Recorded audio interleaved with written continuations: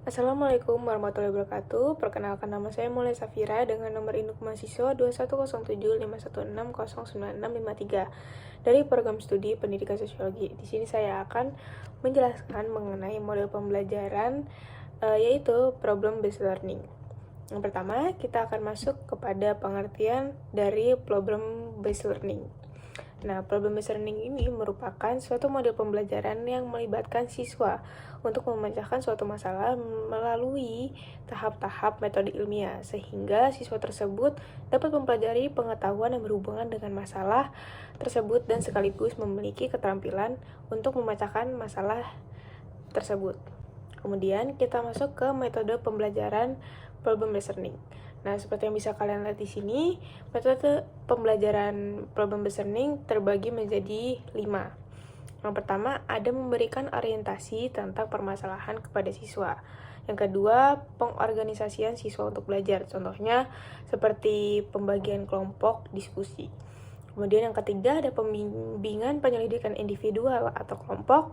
Yang keempat ada pengembangan dan penyajian hasil karya. Dan yang terakhir ada analisis dan evaluasi proses pemecahan masalah autentik. Selanjutnya kita masuk kepada karakteristik dari problem based learning. Bisa kalian lihat di sini juga karakteristik dari problem based learning ini dibagi menjadi 5. Yang pertama, ada belajar dimulai dengan suatu masalah tertentu. Dan yang kedua, ada masalah yang dikaji itu bersifat nyata. Yang ketiga, memberikan tanggung jawab kepada siswa untuk mengerjakan secara mandiri maupun berkelompok. Yang keempat, menuntut berpikir kritis, sensitif, dan terampil dalam memecahkan masalah. Dan yang terakhir, menuntut siswa untuk mampu mempresentasikan suatu produk atau kajian tertentu yang sudah didiskusikan sebelumnya. Nah, selanjutnya kita masuk kepada ciri-ciri dari problem based learning. Yang pertama, ada bersifat student-centered atau berpusat pada siswa. Jadi, kegiatan belajar pembelajarannya itu tergantung pada karakteristik siswanya masing-masing. Kemudian, ada dapat diselesaikan dalam waktu singkat. Yang ketiga, ada hasil akhir merupakan solusi dari masalah. Dan yang terakhir, kegiatan itu dapat dimulai dengan sajian masalah yang harus dipecahkan. Selanjutnya, ada kelebihan dari problem based learning. Yang pertama, problem based learning ini dapat menantang kemampuan siswa dengan cara untuk memecahkan masalah yang dikaji. Selanjutnya, ada meningkatkan motivasi dan aktivitas pembelajaran siswa. Yang ketiga, membantu siswa dalam menyalurkan pengetahuan untuk memahami masalah lingkungan di sekitarnya. Kemudian, membantu siswa untuk mengembangkan pengetahuan barunya. Kemudian ada mengembangkan kemampuan berpikir kritis siswa. Selanjutnya, memberikan kesempatan bagi siswa untuk mengaplikasikan pengetahuan yang mereka miliki dalam dunia nyata. Selanjutnya, mengembangkan minat siswa untuk terus-menerus mempelajari hal-hal yang ada di sekitarnya. Dan terakhir, memudahkan siswa dalam menguasai konsep-konsep yang dipelajari untuk memecahkan masalah lingkungan yang ada di sekitarnya. Selanjutnya, selain ada kelebihan, tentunya juga ada kekurangan dari model pembelajaran problem based learning ini. Nah, kekurangan dari problem based learning ini adalah siswa itu akan merasa kurang nyaman dengan cara belajar sendiri dalam pemecahan masalah. Kemudian, siswa yang biasanya sering dituntun oleh guru akan merasa enggan untuk mencoba menyelesaikan masalah yang diberikan. Kemudian, yang terakhir, siswa tidak akan belajar apa yang ingin mereka pelajari, seperti itu. Selanjutnya, kita akan masuk kepada implementasi dari problem based learning ini. Nah, di sini ada contohnya dengan tahap-tahap pembelajaran. Yang pertama itu ada topik atau temanya, kemudian ada subtopik, kemudian ada kompetensi dasar, dan yang terakhir ada indikatornya. Nah, di sini contohnya itu adalah topik atau temanya itu kependudukan dan lingkungan. Kemudian subtopiknya itu dampak peningkatan jumlah penduduk terhadap masalah lingkungan. Kemudian ada 2 kompetensi dasarnya. Yang pertama ada mendeskripsikan penyebab perkembangan penduduk dan dampaknya bagi lingkungan, dan menyajikan hasil penelusuran informasi tentang perkembangan penduduk dan dampaknya bagi lingkungan. Kemudian ada indikatornya. Di sini indikatornya ada 3, yaitu yang pertama menyebutkan dampak peningkatan jumlah penduduk terhadap masalah lingkungan. Yang kedua, menjelaskan keterkaitan antara jumlah penduduk dengan jumlah sampah yang dihasilkan oleh penduduk. Dan terakhir, membuat laporan hasil penelitian tentang permasalahan sampah yang muncul di sekitar lingkungan siswa. Seperti itu.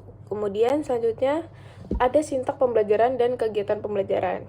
Nah, di sini itu terbagi menjadi 5 fase.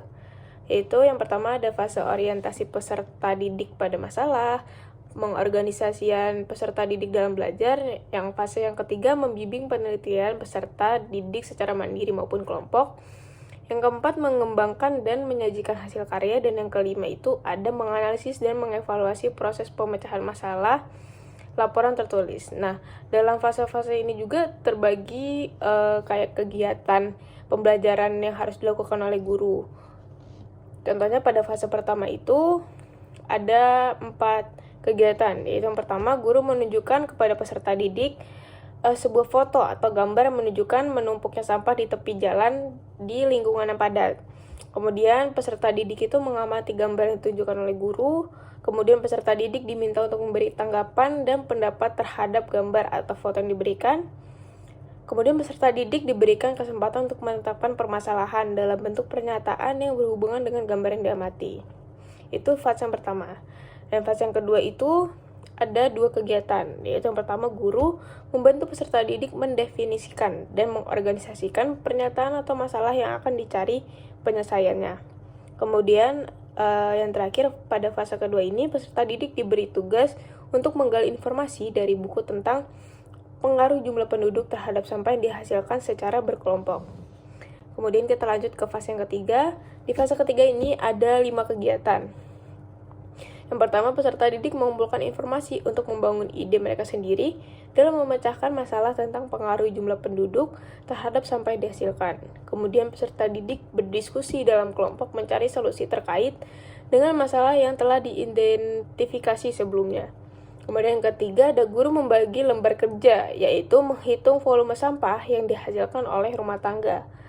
Yang keempat, ada peserta didik melakukan penelitian melalui lembar kerja yang sudah dibagikan dengan menugaskannya di luar pembelajaran. Kemudian yang terakhir, guru itu ikut membimbing penelitian yang dilakukan oleh peserta didik. Kemudian kita masuk ke fase 4. Di fase 4 ini ada 4 kegiatan. Di sini tuh lebih ke kegiatan untuk peserta didiknya ya. Jadi yang pertama itu ada peserta didik mencatat data hasil penyelidikan kelompok dalam lembar kerja. Kemudian peserta didik mengolah data yang diperoleh dari kelompoknya itu. Dan yang keempat, peserta didik menjawab pernyataan pada lembar kerja. Dan terakhir, peserta didik itu menyajikan hasil pengolahan data. Seperti itu. Dan yang terakhir, pada fase kelima, itu ada 5 kegiatan.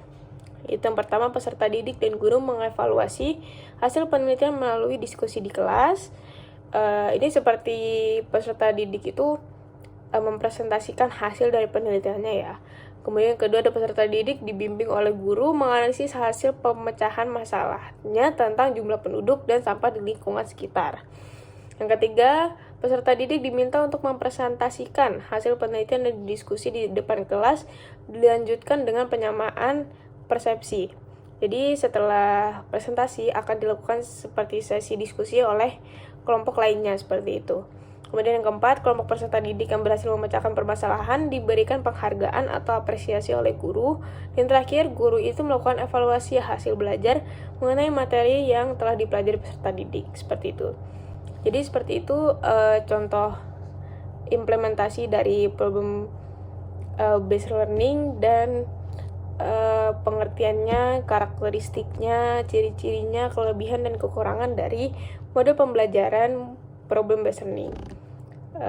Sekiranya segitu saja dari saya, kurang lebihnya mohon maaf. Wassalamualaikum warahmatullahi wabarakatuh.